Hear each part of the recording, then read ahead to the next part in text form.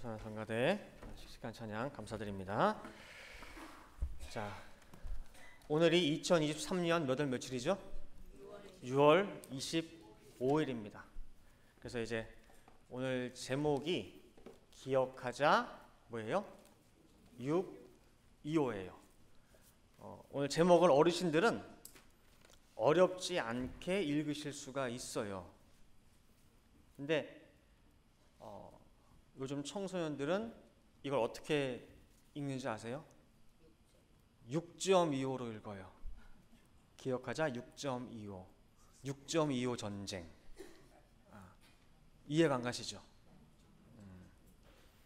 그러니까 오늘이 2023년 6월 25일, 오늘이 6.25 전쟁 발발 73년 되는 해입니다. 그래서 오늘은 6.25 전쟁에 대해서 함께 살펴본 시간 갖도록 합니다. 제가 예전에도 이 설교를 했는데 우리 청소년들도 그렇고 잘 모르시는 분들 많이 계셔가지고 다시 한번 다루게 됩니다. 교회에서 설교 시간에 왜 6.25 관련해서 설교하느냐 좀 낯설 수가 있어요. 근데 참된 기독교인은요, 그 누구보다 나라를 사랑하는 애국자들입니다. 성경 예레미야 선지자도 나라와 민족이 곧 닥칠 그 멸망, 그 모습을 앞두고 눈물이 마를 날이 없을 정도로 하나님 앞에 부르짖었어요. 회개할 것을, 다시 통회자복할 것을. 다니엘 선지자도 바벨론의 포로로 끌려가서 이렇게 나라를 잃게 된 모든 민족의 죄와 허물을 걸머쥐고 하나님 앞에 눈물로 기도했거든요. 또한 에스라 선지자도 포로에서 귀환해가지고 온 민족의 죄를 걸머쥐고 제일 앞에서 눈물로 기도하는 가운데 회개운동이 일어나서 민족을 살리게 된 것입니다. 그래서 참 성도는 반드시 그 어깨에 나라와 민족을 걸머지게 되어 있어요. 마태복음 6장 33절을 보면은 너희는 먼저 그의 나라와 그의 의를 구하라 말씀하셨는데, 이 땅에 조국도 생각하지 못하는 사람이 어떻게 눈에 보이지 않는 그 하나님 나라를 위해서 일사가고 순교 정신으로 일할 수 있겠습니까? 그래서 원로원 선생님께서도 평소에 절대적으로 강조하신 것이 나라가 있어야 내 사업, 직장, 교회가 있고 또 가정이 있고 개인도 있는 것이라고 강조하셨거든요. 나라가 없어져 보라고. 그럼 뭐예요? 다 없어진대요. 다 없어진다. 이스라엘의 그 유대인 학살을 잊지 않고 기념하기 위한 그 홀로코스트 기념관이 있죠. 그 출애굽에 보면은 유명한 문구인 Forgive but remember라고 되어 있죠. 용서하라. 그러나 어떻게 하라? 반드시 기억하라는 거예요. 기억하라. 잊지 말라. 뼈아픈 역사를 기억하지 않으면은 비참한 그 멸망의 상황으로 다시 떨어질 수밖에 없다는 거예요. 그러한 유대인의 깊은 민족적 참회와 깨달음, 그리고 미래에 대한 각오를 엿볼 수가 있는 문구예요. 자기네 역사를 정확하게 후대에 전하는 것은 곧 나라의 운명을 좌우하는 중차대한 과제라는 거예요. 그래서 모세도 오늘 본문 신명기 32장 7절에 강조한 것이 옛날을 기억하라, 역대 연대를 생각하라, 그리고 내 아비와 어린들에게 물어보라는 거예요.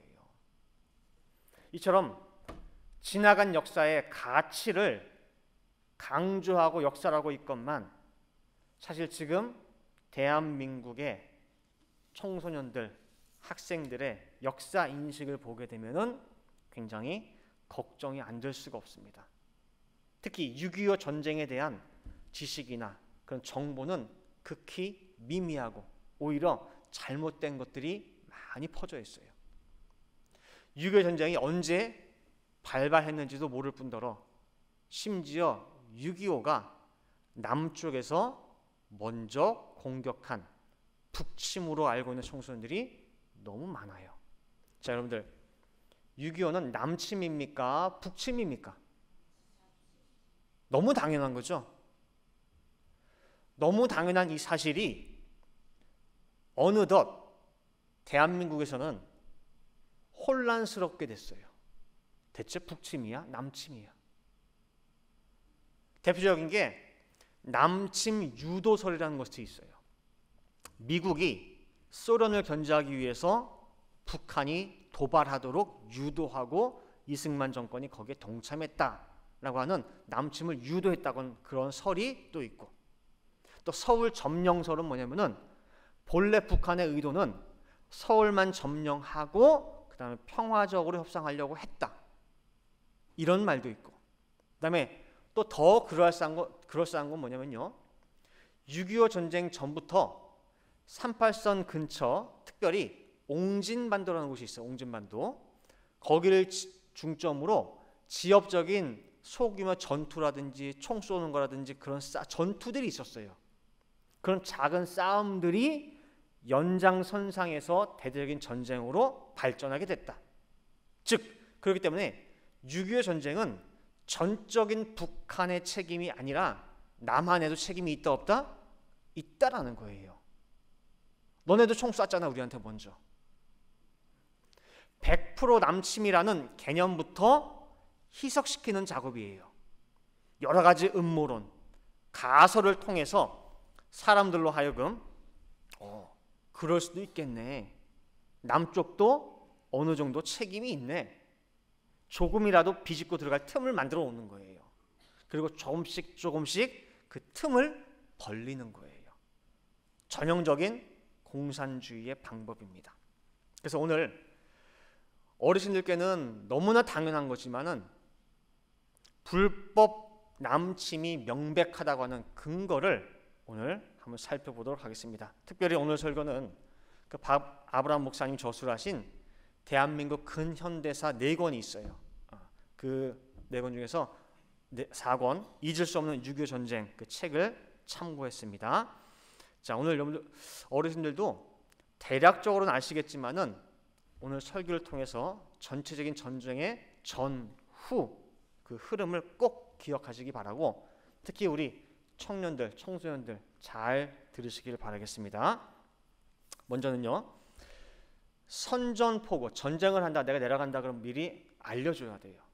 근데 선전포고도 없이 일으킨 불법 남침과 남한의 상황을 보도록 할게요.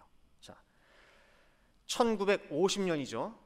1950년 6월 25일 새벽 3시에 김일성, 그 당시에 38살이에요.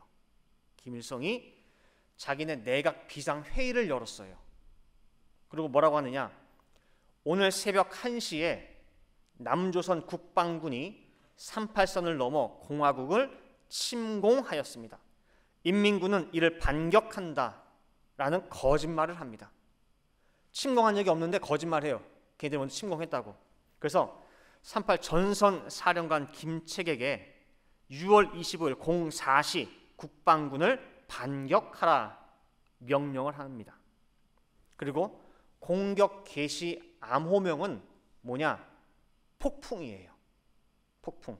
그 다음에 무전으로 한 것은 숫자 224를 타전을 합니다. 이 폭풍이라는 암호명을 시작으로 전차, 탱크를 앞세우고 38선 240km 일제히 넘어 기습 공격을 감행을 한 것입니다. 그리고 3일 만에 대한민국 수도 서울이 함락이 됐어요. 새벽 4시를 기해서 저수지에 그 뚝이 터지듯이 북한군이 밀고 들어오는 그날, 수도 서울의 모습은 과연 어땠을까요? 자, 6월 25일 새벽 4시에 밀고 내려왔죠.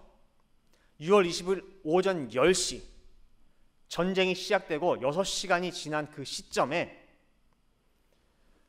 서울에 있는 많은 사람들이, 그 당시 수도극장이죠, 나중에 스카라 극장으로 이름 바뀌는데, 수도극장에서 영화 애원의 섬이라고 하는 영화를 보기 위해서 줄지어 서 있었어요. 그리고 6월 25일 오후 1시 전쟁이 시작되고 9시간이 지난 시점이에요. 그때 서울 운동장에서는 10,000명의 관객이 모인 가운데에 제3회 전국 대학 축구 선수권 대회 결승전 연세대와 고려대의 축구 경기가 있어서 거기에 참관하고 있었어요. 응원하고 있었어요. 이게 1950년 6월 25일 서울 시민들의 모습이에요. 아무도 전쟁이 터진 거를 알아요, 몰라요? 몰라요. 그러면은 시민들은 모르지만 군대에 있는 장교들은 과연 어떤 모습이었나 한번 보면은요. 그 당시에 총 참모총장이 최병덕 참모총장이에요. 최병덕 참모총장의 명령으로 그 전까지 북한이 혹시 뭔가 일이 있는 것 같다라고 해가지고 전 군이 비상경계령이 내렸었어요. 비상경계령이 13일 동안 있다가 6월 24일 자정 12시를 기점으로 다 해제가 됐어요. 토요일날. 그래서 그 전까지 비상 대기하고 있던 모든 군 장병들이 이게 해제가 되면서 3분의 1이 밀렸던 휴가를 못 갔거든요. 3개월 동안 못 갔어. 휴가를 받아가지고 3분의 1이 다 외출했어요. 외출. 군인들이. 그리고 최병덕 총참모장을 포함해서 지휘관들도 경계령이 끝났기 때문에 홀가분한 마음으로 24일 토요일 저녁 6시부터 댄스 파티를 열었어요. 거기서 함께 부어라 마시라 즐겼죠. 그리고 그걸로 끝나지 않고 2차로 명동의 캐바레에 가서 새벽 2시까지 술을 마셨습니다. 많은 장교들이 그 늦게까지 술을 먹고 취하다 보니까 집에 안 갔어요. 그리고 가까운 여관이나 모텔, 호텔에 가서 잠을 잤죠. 그렇기 때문에 전쟁이 시작됐기 때문에 그 장교들 찾아야 돼. 연락을 해야 돼. 지시를 받아야 돼. 근데 연락이 안 되는 거예요. 왜? 집이 없으니까. 그래서 전쟁이 시작되고 지휘계통이 완전히 먹통이 되어버렸습니다.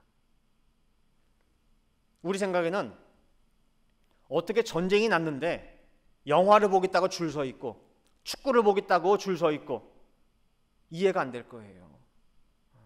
지금 시대에는 지구 반대편에서 이런 일도 바로 몇 분 만에 다 할 수가 있죠. 지금과 비교하면 도저히 이해가 안 되는 모습이 6월 25일의 서울의 모습이고 군대 지휘관들의 모습이에요. 그래서 6월 25일 전쟁 당일을 한번 시간대별로 정리를 해봤습니다. 자, 6월 25일 2시입니다. 방송실에 제가 보내드린 거 보시면은요, 6월 25일 2시예요. 새벽 2시. 최병덕 총참모장이 가롤동 총장 공관에 도착해서 골아 떨어졌어요. 왜냐? 댄스 파티 했죠. 캐바레 가서 술 마셨죠. 완전히 취해가지고 자기 공관에 도착해서 골아 떨어집니다. 새벽 4시입니다. 공격 암호명 폭풍을 시작으로 북한이 남쪽으로 밀고 내려옵니다. 새벽 5시 10분입니다. 춘천 7연대 임북택 연대장이 전화를 걸었습니다. 근데 최병덕 참모장한테. 근데 부관인 모시는 라엄광 중위가 최병덕 총참모장이 지금 주무시고 계시다고 바꿔주지를 않습니다. 잠 깨우면 안 되니까. 새벽 6시입니다. 육군본부 일직사령이 총장 공관으로 달려와 북한의 남침을 알리자 그제서야 각 국장들을 소집하라고 명령을 내립니다. 그러나 찾을 수가 없어요. 술에 취한 국장들이 어디에 있는지 연락이 되질 않아서 결국 참모회의가 열리지를 못합니다. 아침 7시 30분 드디어 국방부 장관에게 상황이 보고가 됩니다. 아침 9시 30분 최병덕 총참모장이 술이 덜 깬 상태에서 7사단 유재흥 준장의 상황 보고를 듣고 북한의 전면 남침을 확인하게 됩니다. 전체 총참모총장이라고 하는 사람이 전쟁 시작되고 5시간 30분이 경과되고 그 보고를 받은 거예요. 아침 10시 10분 이승만 대통령께 북한의 남침을 보고하게 됩니다. 전쟁 시작되고 몇 시간 만에 6시간 10분 지나서 한 나라의 대통령이 그제서야 알게 됐어요. 이게 6월 25일의 상황입니다. 말이 됩니까 이게? 어떻게 대통령이 전쟁 시작되고 6시간 있다 알아요? 이게 남쪽의 적나라한 실제 모습이고 상황이었습니다. 그런데도 북침이라고요? 남쪽이 북한을 쳐들어간 거라고? 자, 그럼 남쪽과 그 다음에 북쪽의 병력과 무기의 차이가 얼마나 나는지 한번 보도록 하겠습니다. 자, 표를 띄워주세요. 북한과 남한 보면요, 병력이 북한은 20만 1,050명, 남한은 10만 5,750명, 약 2배의 차이가 납니다. 그 다음에 전차, 탱크라고 하죠. 탱크가 북한은 258대, 남한은 하나도 없습니다. 전투기, 북한은 소련제 야크기가 211대가 있습니다. 남한은 고작 22대의 연습하는 비행기가 있어요. 무기를 실지 못해요. 미사일도 하나 쏘지 못하는 연습기가 22대가 있어요. 그 다음에 곡사포라고 하는 것이 있어요. 곡사포. 이외에 552개, 남한은 91문. 그다음 자주포라는 것이 있어요. 북한은 176문, 남한은 아무것도 없습니다. 여러분들 곡사포가 뭔지 아세요? 곡사포가, 자, 보통 전쟁 났을 때에 전쟁 영화 보면은 그 군인들이 총 들고 막 들어가서 막 드다다닥 쏘고 하잖아요. 그렇게 전쟁하는 게 아니에요. 그렇게 전쟁하는 게 아니에요. 어떻게 하냐면은 미리 저 뒤에서부터 포를 쏴요. 내가 전쟁하려고 하는 곳에다가 거기 쏴가지고 거길 다 초토화를 시켜버려요. 자, 곡사포 사진 좀 보여줄래요? 저렇게 생겼어요. 저거를 약 10마일 전부터 9마일 전부터 해가지고 쏘는 거예요. 예를 들면 우리 교회가 91번 X7이란 말이에요. 그러면은 16번 베플라우부터 해가지고 거기서 쏴요. 우리 교회를 향해서. 그럼 여기가 뭐예요? 다 터지겠죠. 그럼 여기 있는 사람들이 이미 다 죽어요. 많이들. 그럼 그때 들어오는 거예요. 자, 그 다음 곡사포 좀 띄워주실래요? 이게 그 당시에 쓰던 거예요. 곡사포. 소련제. 근데 우리나라에는 이것이 반밖에 안 돼요. 쟤네들은 19마일 전부터 쏘고 우리는 한 4마일, 5마일밖에 안 돼요. 길이가. 그러니까 전쟁이 게임이 안 되는 거예요. 그 다음에 자주포라는 것은 뭐냐면요, 자주포는 움직이는 곡사포예요. 자, 한번 띄워주실래요? 탱크 같죠? 저건 탱크가 아니라 자주포라는 거예요. 아까 곡사포가 이렇게 생기다 보니까 그걸 끌고 산을 넘고 강을 건너기가 쉽지가 않아요. 그러니까 그 곡사포에다가 저 바퀴, 캐러필러를 달아가지고 움직이는 곡사포예요. 그 10마일 전부터 쏴가지고 다 초토화시키고 그 다음에 들어오는 거거든요.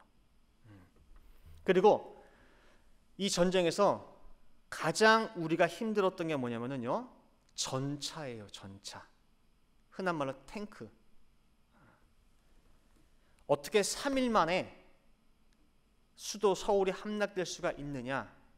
그 제일 큰 것이 탱크가 있느냐 없냐예요. 탱크가. 그 당시 소련제 T-34 전차 탱크는 괴물이에요. 괴물.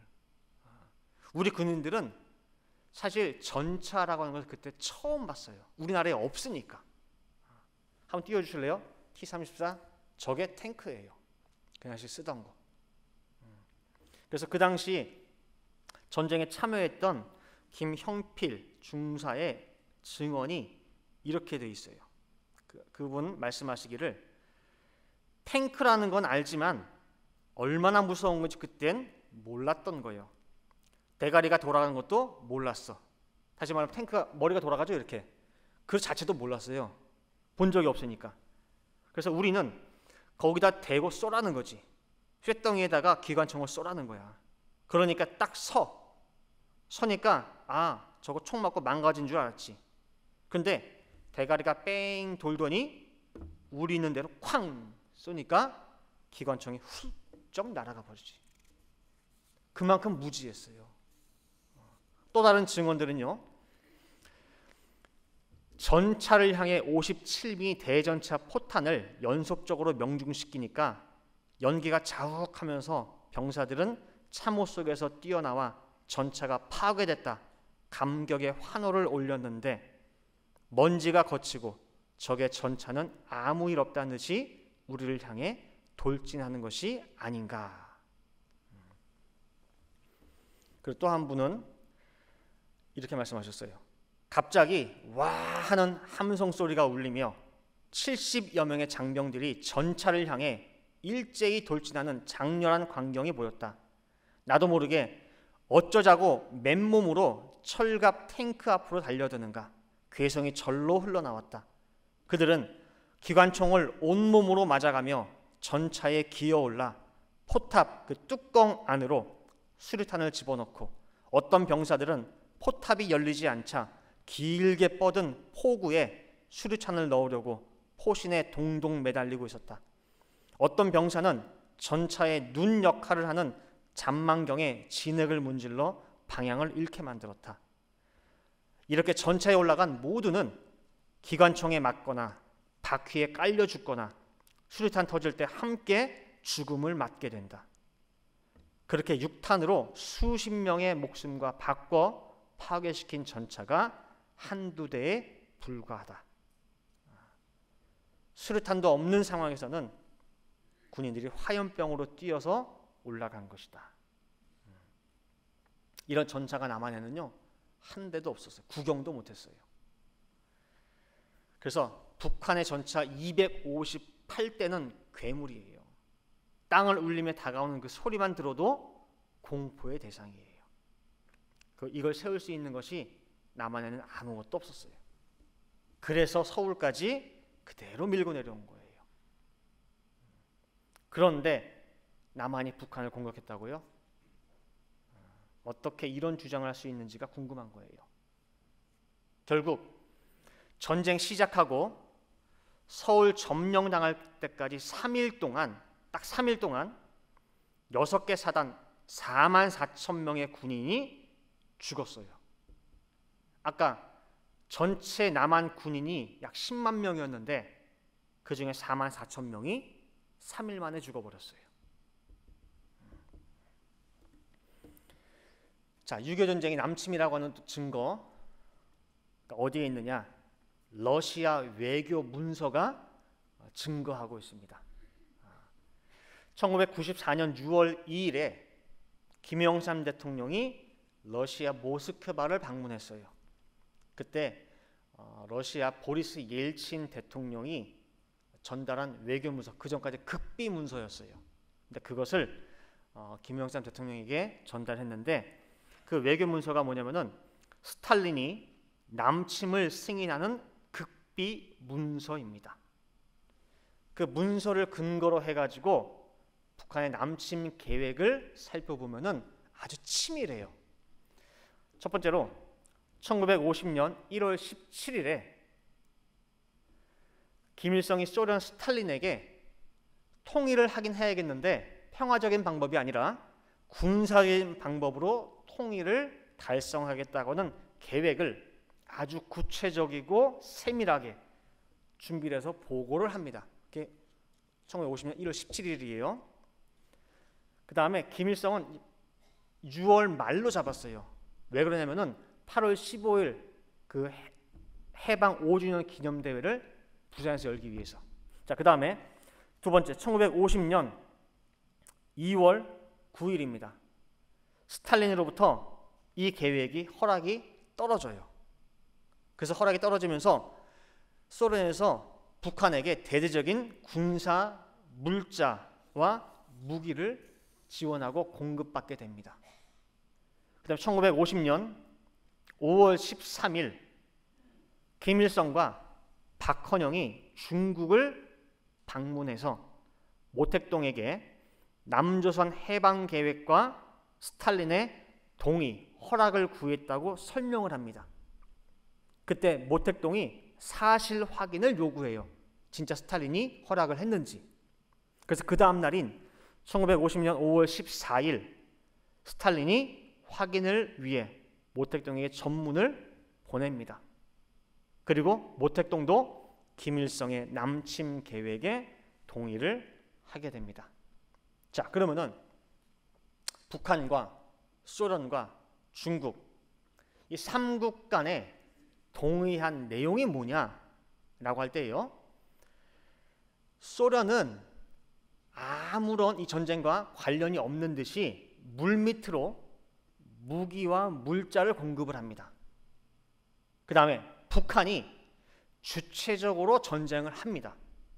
근데 만약에 미군이 이 전쟁에 참전하게 되면은 소련이 개입을 할 수가 없어요. 그때 중국이 개입한다는 거예요. 왜 소련이 여기에 개입할 수가 없냐면요. 얼마 전까지 소련과 미국이 제2차 세계대전 때 함께 있던 연합국이에요. 그렇기 때문에 미국이 참전했을 때 소련이 대놓고 거기 내가 참여할 수가 없으니까 나 대신에 중국이 너희가 뭐예요? 들어가라는 거예요. 그것이 바로 소련과 북한과 중국 3국 간에 있어서의 동의한 거예요. 이처럼 전쟁 시나리오의 시작부터 만약의 경우까지 철저하게 준비한 것이 외교 문서를 통해서 명백하게 드러난 거예요. 확실한 증거가 있는데 아직 대한민국에 뭐가 있어요? 6.25는 그래도 북침이다 라는 말이 돌고 있는 거예요. 이거는 북침이냐 남침이냐의 그 문제를 떠나서 근본적으로 우리나라 역사 교육의 부재를 말해주고 있는 거예요. 역사 교육이 제대로 안 돼 있기 때문에 청년들 머릿속에 아직도 그래도 북침일 가능성이 있는데 라고 하는 생각이 박혀 있다는 거예요. 너무너무 안타까운 거예요. 전쟁 개시 후 속절없이 밟히고 밀려서 전 국토의 80%가 점령을 당하고 임시 수도가 6월 달에는 대전으로, 7월 달에는 대구로, 8월 달에는 부산으로 밀리고 밀려서 이제 낙동강 방어선만 남은 그런 상황이 됐습니다. 자, 한번 사진 좀 띄워주실래요? 지금 여러분 화면에 보이듯이 오른쪽 하단에 있는 저 약간 파란색 부분만 빼고 나머지 모든 지역은 다 점령을 당했어요. 이제 더 낙동강 방어선만 무너지면 뭐예요? 끝나고 김일성의 계획대로 8월 15일 부산에서 광복 5주년 기념 대회를 저희가 열 수가 있는 상황이에요. 거의 끝났다고 보시면 돼요. 그런 풍전등화의 상황, 바람 한 번만 확 불면은 꺼지는 마지막 상황에서 1950년 9월 15일 새벽 6시 30분 메가더 장군의 인천 상륙작전이 전개가 된 거예요. 자, 한번 그림 좀 띄워줄래요? 부산 쪽 낙동강만 남았죠. 그쪽은 거기서부터 치고 올라가야 되는데 메가더 장군은 어떻게 했느냐? 일본에 있는 모든 군대들 다 모으고 한국에 있는 해병들 모아가지고 인천으로 치고 들어간 거예요. 인천 허리로. 생각도 못한 작전이에요. 생각도 못한 거. 감히. 근데 이 작전이 상대방이 북한도 이건 불가능할 거라 생각할 수밖에 없는 이유가 뭐냐면요. 말 그대로 성공할 수 없는 작전이에요. 이거는. 왜냐면은 서해 바다는요, 여러분 알다시피 물이 얕아요. 일반 배도 아니고 군함은 들어가기가 힘들어요. 또 서해는 밀물과 썰물에 조수 간만의 차가 굉장히 크기 때문에 절대 군함은 갈 수가 없어요. 가장 물이 많이 들어오는 만조 때가 한 달 30일 중에서 기껏해야 3일이고 그 3일 중에서도 3시간씩 밖에는 시간이 없어요. 지형도 좁기 때문에 군함들은 못 들어가요. 그래서 그 당시 군사 전문가들이 이 인천 상륙작전이 성공할 확률을 계산을 해보니까 어떻게 됐느냐? 5,000분의 1이에요. 성공할 수 있는 확률이 5,000분의 1, 0.02%. 만약에 여러분들에게 의사가 수술하겠습니다. 수술하시면 괜찮아요. 그러는 거예요. 그래요? 그럼 수술 성공 확률이 얼마 됩니까? 라고 할 때에 0.02%예요. 수술합니까, 여러분들? 해요? 내 목숨 걸고 해요? 성공 확률 반반이라고 해도 마음이 불안해서 못할 거예요. 근데 이 작전 성공 확률이 0.02%. 그래서 다른 군사 전문가들이 안전도가 조금 더 높은 군산이나 아산만이 어떠냐라고 제의를 해요. 미국 합참에서도 반대하고 모든 관계자가 다 반대하는데 누구만? 메가더 장군만 이 작전을 강행했어요. 그리고 그 반대하는 사람들을 놓고 결연한 의지를 담아서 다음과 같이 연설을 해요. 나는 우리 인류의 정의와 자유가 아직도 확고하다는 것을 믿습니다. 그리고 이 신념을 한국의 수도 서울에서 입증해 보이기 위해 이 모험을 단행하려는 것입니다. 그리고 제일 마지막에 우리는 인천에 상륙해야만 합니다. 나는 적을 분쇄하고야 말겠습니다. 우리 장병 10만 명의 목숨을 살릴 수 있는 이 계획을 어찌 바꿀 수 있겠습니까? 라고 결연하게 자신의 신념을 연설하게 됩니다. 성공 확률 5,000분의 1임에도 불구하고 확신을 가진 메가더 장군의 그 연설은 군 관계자들의 마음을 움직였고 미 합참도 이 작전을 결국은 승인해 주게 된 거예요. 이 메가더 장군의 이 모습을 보면서 누구의 모습이 떠올랐냐면은 바벨론 포로로 끌려간 유대인들에게 있어서 고레스 왕이 있죠? 고레스 왕이 포로 귀환령을 내렸잖아요. 해방시켜줬잖아요. 꼭 우리 민족에게서는 메가더 장군이 하나님이 우리 민족을 살리기 위해 보낸 고레스 왕 같은 느낌이 드는 거예요. 결국 D-Day인 9월 15일 불가능할 것 같은 그 인천 상륙작전이 하나님의 그 은혜 가운데 성공하게 되고 오히려 북한군을 앞뒤로 가두는 그런 상황으로 뒤바뀌면서 전쟁의 전세가 역전되어 버리게 됩니다. 자, 한번 사진 한번 띄워줘 보세요. 이게 인천 상륙작전을 가상에서 그린 그림들이에요. 그 다음 모습은 이건 실제 사진. 저기 선글라스 쓰고 계신 분이 누구예요? 메가더 장군이에요. 우리 민족을 살린 사람이에요. 이렇게 해서 이 인천 상륙작전이 성공을 하고 전쟁을 이제 뒤집게 된 계기가 됩니다. 자, 이제 결론 맺도록 하겠습니다. 6.25 전쟁은요, 세계 전쟁사에서도 1차 세계대전, 2차 세계대전에 이어서 세 번째로 비참한 전쟁으로 기록되어 있습니다. 단 3년 내에 사망한 그 숫자에 있어서도 세계 최고 수치예요. 우리 젊은 군인들이 13만 7천 명이 전사했습니다. 그리고 이 전쟁에 참가했던 유엔군, 연합군이 4만 명이 죽었는데 4만 명 가운데에 미군이 3만 6천 명이 죽었어요. 제일 많이 죽었어요. 미군이 우리나라를 위해서. 그 3만 6천 명이 피를 흘리면서 이름도 들어보지 못한 대한민국이라는 그 나라를 위해서 죽어간 거예요. 그리고 미군 3만 6천 명이 죽고 9만 명이 부상당했고 또 실종자가 8천 명이에요. 그래서 우리는 이처럼 나라를 지키며 이름 없이 죽어간 그 숭고한 희생을 절대로 잊지 말아야 됩니다. 대한민국 백성이라면은 6.25 전쟁 속에 오로지 나라 위에서 내 이름 석자 남기지 못하고 죽어간 수많은 순국 선녀들을 반드시 기억해야 됩니다. 괴물 같은 그 탱크 한 대를 파괴하기 위해서 달려들다가 기관총에 맞아 죽고, 탱크 바퀴에 깔려서 죽고, 수류탄을 터뜨리면서 함께 안고 죽고, 그것도 없으면은 화염병을 들고 몸을 던졌던 이름 없는 그 군인들의 나이가 우리 청년들과 똑같아요.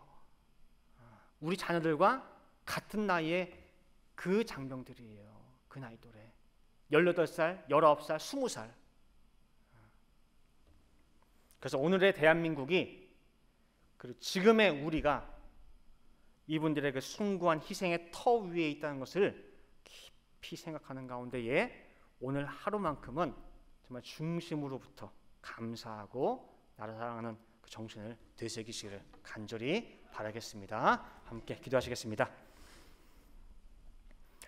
사랑과 은혜가 충만하신 아버지 하나님, 오늘 6월 25일 주일입니다. 그러나 이 주일에 정말 대한민국의 나라를 위해서, 민족을 위해서 이름 없이 죽어간 수많은 순국 선열들의 그 발자취를 한번 살펴봤습니다. 오늘의 우리가 이 평안한 밥을 먹고 정말 평안한 생활을 누릴 수 있는 모든 것들이 그분들의 피의 공로 위에 서 있음을 오늘 다시 한번 느끼게 됩니다. 아버지 하나님, 절대 6.25 그 비참한 전쟁을 잊지 않을 수 있도록 아버지 도와주시옵소서. 있는 순간 비참한 역사는 다시 한번 되풀이되게 됩니다. 특별히 우리 청년들, 청소년들, 이 대한민국의 역사를 정확히 바로 아는 가운데에 정말 이 힘들고 어려웠던 역사를 되풀이지 아니하고 정말 이제는 대한민국을 바로 세울 수 있는 우리 굳건한 청년들, 청소년 될 수 있도록 아버지 인도하여 주시옵소서. 그리고 우리 한국을 위해서 정말 내 나라도 아니지만은 그 땅에 가서 이름도 한번 들어본 적 없는 한국을 위해서 정말 장렬하게 정말 목숨을 바친 수많은 연합군들, 특별히 미군들을 위해서 정말 다시 한번 감사하게 됩니다. 아버지 하나님, 그 피의 터 위에 저희들 서 있음에 정말 그분들의 정말 생명, 목숨 덕분에 내 목숨이 있다는 것을 잊지 않는 가운데에 정말 저희들 이 뜻을 위해, 하나님의 뜻을 위해 살아갈 수 있는 우리 모든 성도들 될 수 있도록 인도하여 주시옵소서. 6월 25일 오늘 하루만큼은 정말 나라 사랑의 정신과 순국 선열들의 희생을 다시 한번 생각할 수 있는 오늘 하루 될 수 있도록 인도하여 주시옵소서. 기도원 들을 줄 믿고 감사드리며 이 모든 말씀 사랑에 만하신 예수 그리스도 받들어 기도 올리옵나이다.